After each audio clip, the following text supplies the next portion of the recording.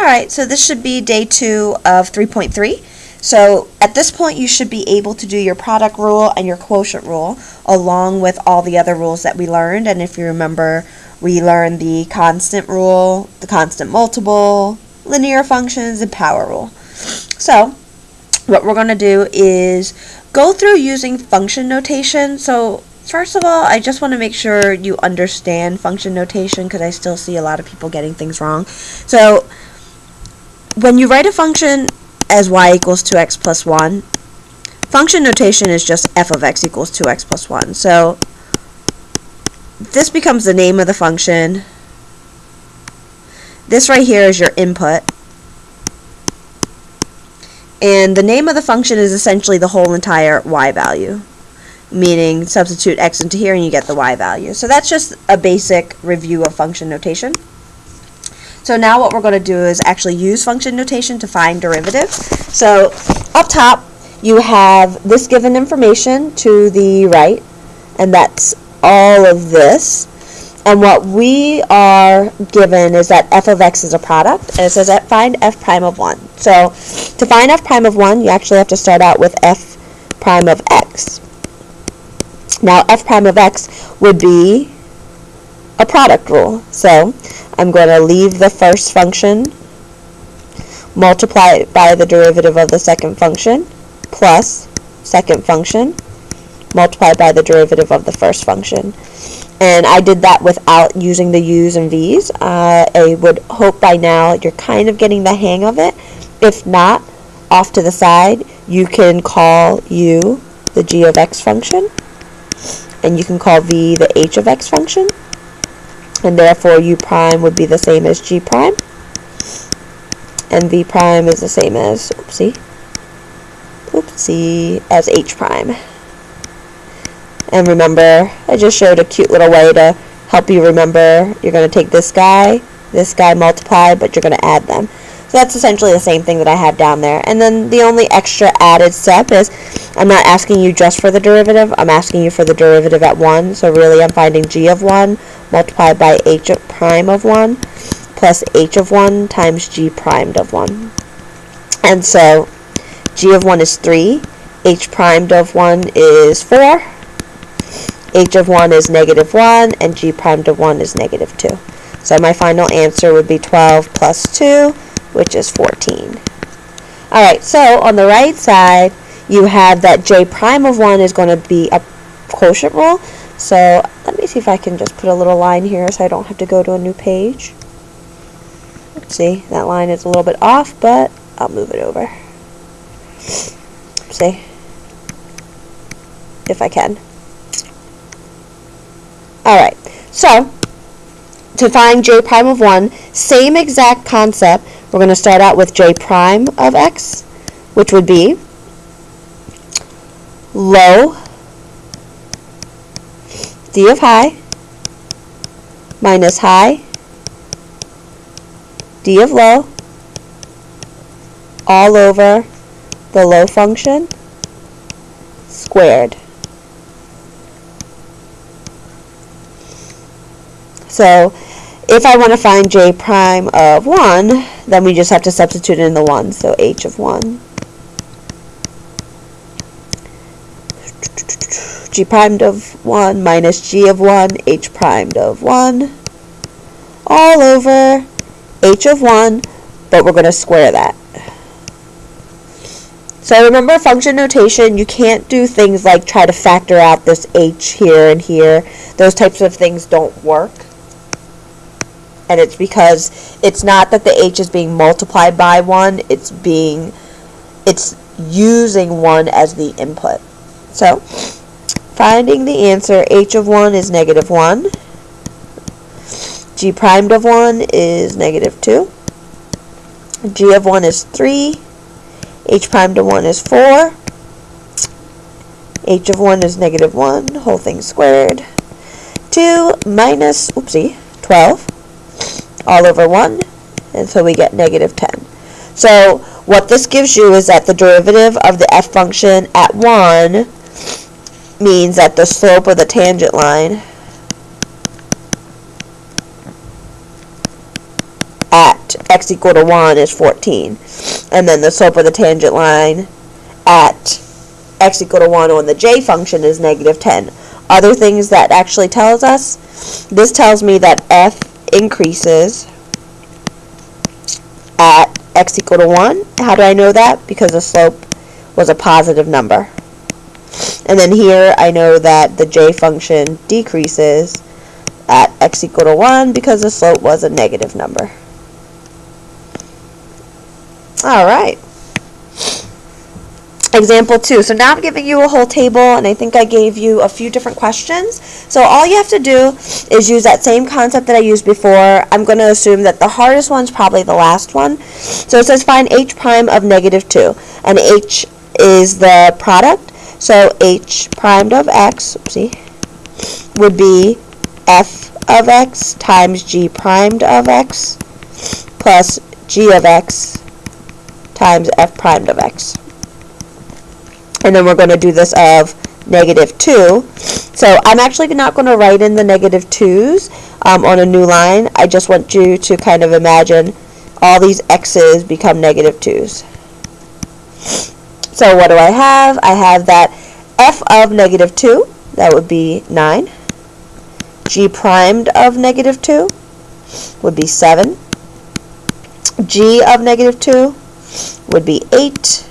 And f prime of negative 2 would be 10. We get 63 plus 80, and therefore we end up with, if I can add, 143. Equation of the tangent line and x equal to negative 2 on h of x. So two things I would need would be h of negative 2, which would be the same as f of negative 2 times g of negative 2. Therefore, h of negative 2 would be, let's see, f of negative 2 is right here. Oopsie. I do that a lot. Let's do it this way. H of negative 2 would be f of negative 2 times g of negative 2. So, 9 times 8, and we get 72. The other thing we're going to need was h prime of negative 2. And that gave us 143. So the equation of the line, remember you're using the point slope form, y minus the y of the point equals the slope, 143, times x minus the x of the point, and that was negative 2, so I'm going to actually put a plus 2 here. Alright, so there's your equation. Next part, letter B. Find h prime of 1. So this is kind of repetitive, I know.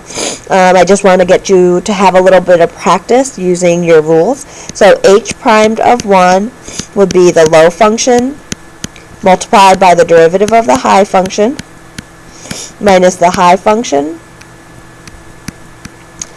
multiplied by the derivative of the low function all over the low function, whole thing squared. So we get g of 1 is 4.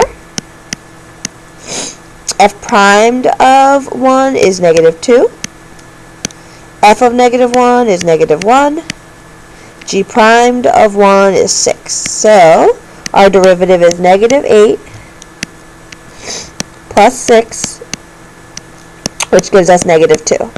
Equation of the normal line at x equal to 1, I need h of 1, which would be f of 1 over g of 1. F of 1 is negative 1, g of 1 is 4, so there's my answer for h of 1, and then we're just going to do the equation of our tangent line. Y minus the y of the point, which is negative 1/4, equals the slope times x minus the x of the point. There you go.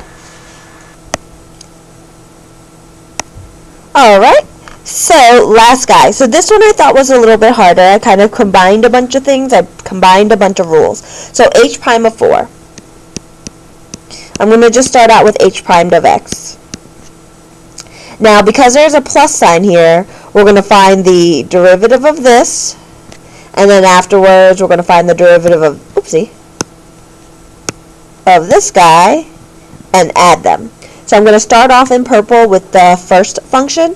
See that 5? That's a constant multiple. I'm just going to put the 5 right outside. Okay? The other way you could do this is take the 5, multiply by the derivative of g over f, or, and actually I think this is going to be my option, I'm going to make 5 part of the numerator. So, remember your quotient rule? I'm actually going to write it out here just one more time.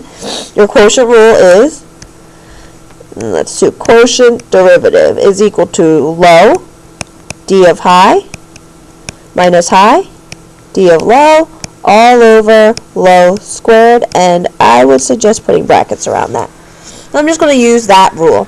So the low function is f of x, multiplied by the high. Well, the constant multiple rule still works, so 5, and then times the derivative of the high function, g prime, minus the high function, 5g of x, and that is a 5 times g of x, d of low, f prime of x, all over low, f of x, whole thing squared.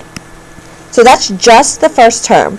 Now that last term that you see there in red, I'm going to do its derivative. That's just a power rule.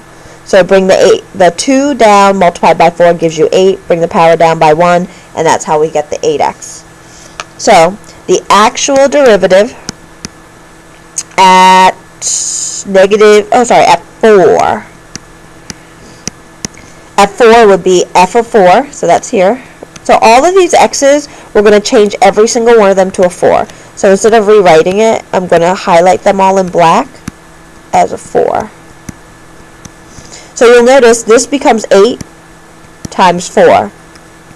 That's actually the only time you have the x not be an input, and instead it's actually the variable itself. And the function, it's not in function notation, if that makes sense. You don't see an f or a g in front of it. So f of 4 is 3 times 5 times g prime to 4. G prime to 4 is 2. Minus 5 times g of 4, which is 5. F primed of 4, which is 1. All over f of 4, which is 3. And we're going to square that guy. So you end up with, I think, 30 minus 25 all over 9. So you end up with 5/9. Oh, just kidding. I forgot my plus. 32. I'm going to need a little bit more space. I'm just going to go over to the right. So I get, one more time, this was 30 minus 25, which was 5 over 9, and then plus 32, which would give me, and I'll do this without a calculator, 32 times 9, 27, 28. So 288 plus 5 would be 293 all over 9. 2 plus 9 plus 3, that is 14, and 14 is not divisible by 3 or by 9, therefore I can't simplify that fraction. So this would be h prime of 4. If I asked you to find h prime of negative 2, you would use this formula right here to find h prime of negative 2. So I think I will take that to the next page and actually show you that. Oopsie. So, sorry, it's a bit messy. And f was h prime of negative 2. So here is the derivative. I am going to write a little neater. And then the other piece I'm going to take is the table, so that when we're done, we have all the numbers that we need. Paste. There we go. So I'll put that at the bottom here, just so we'll use it to find our values. Okay. So I think it asked me for h prime of negative 2. So I already found the derivative, so all you're doing is f of negative 2 times 5g primed of negative 2 minus 5g of negative 2 f primed of negative 2 all over f of negative 2, whole thing squared. And then after that, remember, you have the plus 8x. So the x values, the x value was negative 2, so here I would put plus 8 times negative 2. So my value in the beginning, f of negative 2 is 9 times 5 times g primed of negative 2, which is 7. minus 5 times g of negative 2, which is 8, times f primed of negative 2, which is 10, all over f of negative 2, which is 9, whole thing squared, and then you're going to minus 16. Let's see what we get here. We get 45, oh fun, 45 times 7. Hopefully I do this right. 315 minus 400 all over 9, and then minus 16. So we get 85, negative 85 over 9 minus 16. And just to do the work,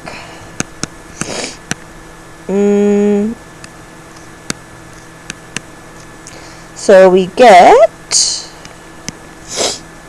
oh Lord, we get, oh my goodness, hopefully I'm doing this right here, negative 85 minus 144 all over 9, and just to have some space, I'm going to get this out of the way, and I get 9 to 29. Negative 229 over 9 is the slope. So a lot of the work I showed you, this piece right here, that's just the arithmetic piece. What you were expected to be able to do is find the formula for the derivative and then use the table itself to find the values. Given that table, you should also be able to find the equation of normal lines and tangent lines. Alright? That should be everything for function notation.